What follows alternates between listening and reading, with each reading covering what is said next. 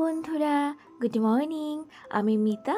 নতুন একটা সকালে নতুন একটা ব্লগে তোমাদের সবাইকে স্বাগত জানাই। আজকের ব্লগটা আমি শুরু করছি সকাল 6:30 থেকে। এখন না সকাল 6:30 বেজেই গেছে। রোজকার মতন আজকেও কিন্তু আমি সকালবেলায় ঘুম থেকে উঠেছিলাম। আর সকালে ঘুম থেকে উঠে একটুখানি রেস্ট নিয়ে আমি কিন্তু সকালে ঘুম থেকে উঠেই কাজ শুরু করে দিই না গো। আমি একটুখানি বসে থাকি জানো তো, একটুখানি বসে তারপরে কাজটা শুরু করে দিই। আর ঘুম থেকে উঠেই আগে না উঠোনটা ঝাড় দিয়ে নিয়েছি। আর দেখবি সকালবেলা যদি উঠোনটা ঝাড় দেওয়া না হয় না, ভালো লাগে না। ওই যে মা কাকিমারা বলে না যে বাসি উঠোন, তো সেই জন্যই আমি আগে সকালে বাসি উঠোনটা ঝাড় দিয়ে এসেছি। আর ওই দিক থেকে রান্নাঘরটাও না আজকে একটু পরিষ্কার করে নিয়েছি। আর রান্নাঘরে আজকে তেমন কোনো কাজ নেই, কেন কি কালকে রাতে তো রান্না হয়নি। ওই যে আমরা খেয়ে এসেছিলাম না অনুষ্ঠান থেকে, সেই জন্যই। তো যেইটুকু কাজ ছিল সেটুকু কিন্তু আমি সুন্দর করে গুছিয়ে পরিপাটি করে রেখে এসেছি। তারপরে যেহেতু দেখলাম আজকে রান্নাঘরে তেমন কাজ নেই, সেহেতু এই ঘরটাতে চলে এলাম। এই ঘরটাতে এসে এই যে দেখো কিছু জামা কাপড় রয়ে গেছিলো। আমার জামা কাপড়ই বেশি ছিল আর মাম্মামের ছিল, তো সেইগুলোকেই না সুন্দর করে একটু গুছিয়ে দিলাম। আর আলনাটা না আজকে একটুখানি অন্যরকম করে সাজালাম। অন্যদিন না এখানটাকে ফাঁকা রাখি আর আমার নাইটিগুলোকে কিন্তু উপরে রাখি। আর আজকে দেখো নাইটিগুলোকে আমি সুন্দর করে না নিচ দিয়ে সাজিয়ে দিই। তোমরা কিন্তু বলবে আজকের আমার আলনাটা সাজানো কেমন হলো। তোমরা যদি আমার একটু প্রশংসা করো না, তাহলে কিন্তু আমার ভীষণই ভালো লাগে জানো তো। আর ইদানিং দেখছি তোমরা কিন্তু আমার অনেকই প্রশংসা করছো, আর সেই মেসেজগুলো দেখে না আমার ভীষণই ভালো লাগছে। আর সত্যি কথা বলতে জানো তো, আমি কিন্তু তোমাদের কথা সবসময় ভাবি জানো, যে তোমরা যদি আমার পাশে না থাকতে, আমাকে সাপোর্ট না করতে না, তাহলে হয়তো আমি এই জায়গায় এসে পৌঁছাতে পারতাম না। একটু একটু করে কিন্তু আমি ভালো এগিয়ে যাচ্ছি তোমাদের সাপোর্ট পেয়ে। তো সেই জন্য না তোমাদেরকে অনেক অনেক ভালোবাসা আমার তরফ থেকে। একটা দিদি ভাই না দাদা ভাই আমি বুঝতে পারছি না, আইডিতে লেখা আছে মৃণালকান্তি বিশ্বাস। সে আমাকে একটা মেসেজ করেছে যে দিদি ভাই তুমি কতদিন ধরে ভিডিও করছো। আমি এই তো 6 থেকে 7 মাস হলো আমি ভিডিও শুরু করেছি গো।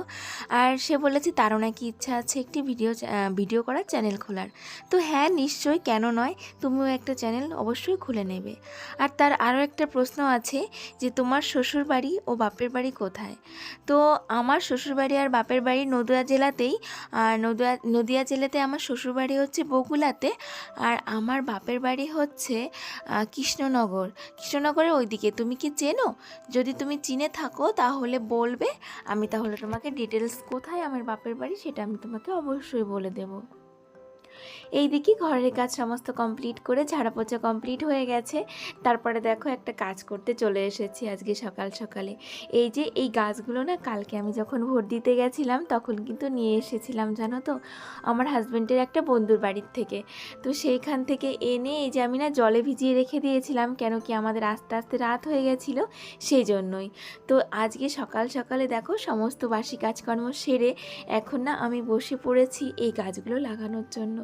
আর আমি না সত্যি যেন ছোটোবেলা থেকে গাছ লাগাতে ভীষণই ভালোবাসি, কিন্তু এই যে বিয়ের পরে এই বাড়িতে এসে না টাইমের অভাবে হয় না।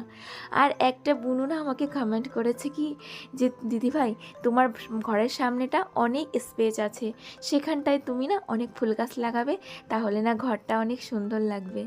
তো হ্যাঁ বুনু, জানো তো আমারও ইচ্ছা করে যে আমি আমার বাড়িতে অনেক ফুল গাছ লাগাবো, অনেক সুন্দর সুন্দর টপের মধ্যে ফুল গাছ লাগাবো, মাটিতেও লাগাবো। কিন্তু কি বলো তো, একে তো আমি অনেকটাই সময় পাই না জানো, আর এই ফুল গাছ লাগাতে না অনেক সময়ও দরকার লাগে, এক্সট্রা সময়ের, কিন্তু সেই সময়টা না আমি পেরে উঠি না, বুঝেছে তো। এই যে সংসারের সমস্ত কাজকর্ম করি তো একা হাতে, সেই জন্যই না আমি সময় করে উঠতে পারি না। তবুও ইচ্ছা আছে মাম্মাম একটু বড় হোক, তারপরে না অনেক ফুল গাছ লাগাবো। কিন্তু এখন এই যে যেইটুকু যা পারি সেইটুকুই লাগিয়ে নিচ্ছি। আর তোমরা তো আছোই আমাকে সুন্দর সুন্দর কমেন্ট করে বুদ্ধি দেওয়ার জন্য, যে দিদিভাই এটা করবে ওটা করবে। সত্যি এইগুলো শুনে না ভীষণই ভালো লাগে যে তোমরা আমার ভিডিওগুলোকে কত ভালোভাবে দেখো আর কত কিছু আমাকে অ্যাডভাইস দাও যে এইভাবে এটা করবে। সত্যি নিজেরও ভীষণ ভালো লাগে জানো তোমাদেরকে পেয়ে, আমার পরিবারে তোমাদেরকে পেয়ে না আমি ভীষণই খুশি যে তোমরা এত ভালো। তো এই দেখো নতুন যে চারা গাছগুলো আমি লাগালাম, ফুল গাছগুলো আর কি, সেগুলো কিন্তু আমি এখানে রেখে দিলাম। এই যে এগুলো কিন্তু বেশ সুন্দর লাগবে জানো, এখান দিয়ে ফুল ফুটলে, যখন ফুল ফুটবে তখন কিন্তু আমি তোমাদের অবশ্যই দেখাবো যে এইখানটাতে করে এই ফুলগুলো ফুটলে কতই সুন্দর লাগে। এরপরে স্নানটাও সেরে নিয়েছি, কেন কি সকালের কাজকর্ম সমস্তই হয়ে গেছিলো। আর আজকে না গরমটাও পড়েছে জানো, কদিন ধরে এত আরামে আরামে কাজ করলাম আর এত আরামে ছিলাম, কিন্তু আজকে আবার না গরম পড়ে গেছে। সত্যি ভীষণই কষ্ট হচ্ছে জানো, গরমে সত্যি এতটা কষ্ট লাগে না। এই কদিন না ভীষণই সুন্দর ছিল, তোমাদের কি বলবো বলে বোঝাতে পারছি না, কিন্তু আজকে যে এত গরম পড়েছে না কি বলবো। একটা দিদিভাই আমাকে কমেন্ট করেছে যে আমার শ্বশুর শাশুড়ি কোথায়, ওনারা কি বেঁচে আছেন? সত্যি কথা বলতে আমার শ্বশুর বেঁচে নেই দিদিভাই, উনি আগেই মারা গেছেন। আর আমার শাশুড়ি বেঁচে আছেন, কিন্তু উনি খুবই অসুস্থ, উনি ঘরেই থাকেন, উনি ঘরের থেকে বেরোতে পারেন না আর কোনো কাজকর্ম করতে পারেন না। সেই ক্ষেত্রে আমাকেই সংসারের সমস্ত কাজকর্ম করতে হয়। আর আমাদের মাথার উপরেই কেউ নেই, আমরা দুজনই আছি, আমাদের দুজনকেই খেয়াল রাখতে হয়। আর এই সংসারটাও আমাদের দুজনই একান্তই আমাদের দুজনের। তো সেইভাবেই আমরা সংসারটা মিলেমিশে দুজনে মিলেই করে থাকি, আমাদের কোনো অসুবিধা হয় না। আর একটা কথা কি বলো তো, ভালোবাসা দিয়ে যদি এই সংসারটা করা যায় না, তাহলে কি বলো তো, তাহলে সংসারে সবসময় কিন্তু সুখ শান্তি বজায় থাকে। আর কি বলো তো, ভগবান কিন্তু সবাইকে সব কিছু দেয় না, কিন্তু যাকে যেইটুকু দেয় সেইটুকু নিয়েই কিন্তু খুশি থাকতে হয়।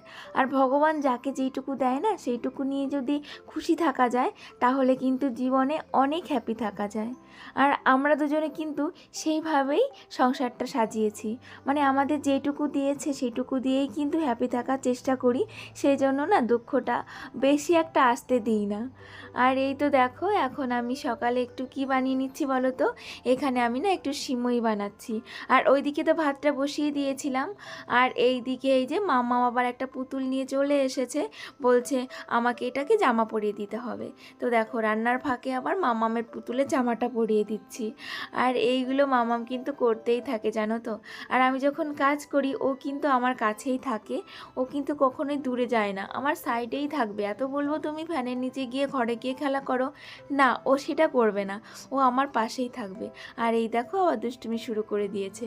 আর এই যে পুতুলটাকেও দিয়ে দিলাম, ও এখন এটা নিয়ে খেলা করুক, ওইদিকে আমি কিন্তু সিমইটা বানিয়ে নেব।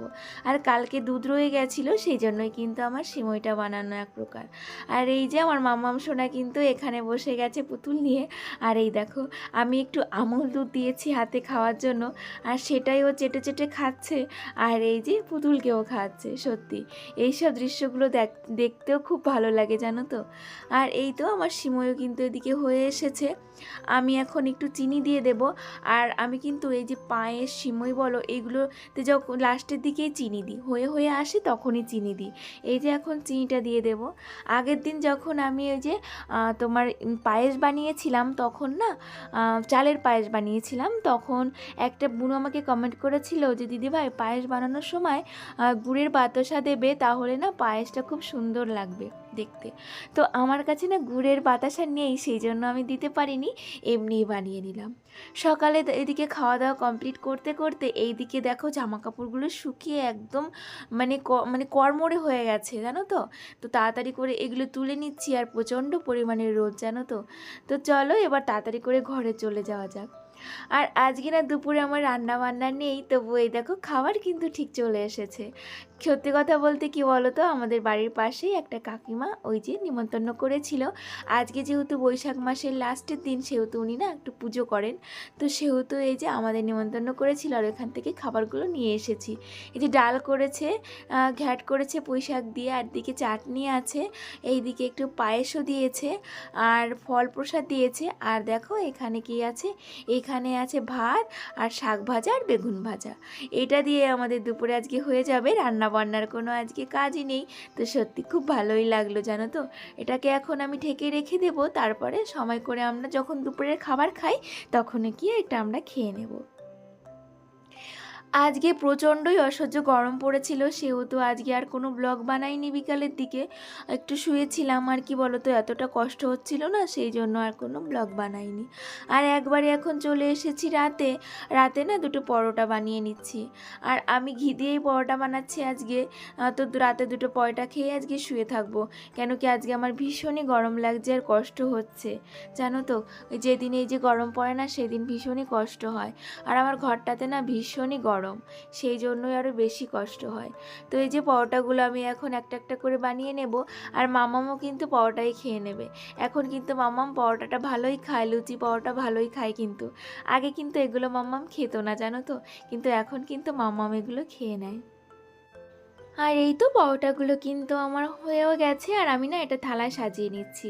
পরোটা লুচি এগুলো যদি খাও না, তাহলে একটু সাজিয়ে গুছিয়ে খেলে কিন্তু খুব ভালো লাগে। সেজন্য আমি এই তো প্লেটের মধ্যে সুন্দর করে একটু সাজিয়ে নিলাম।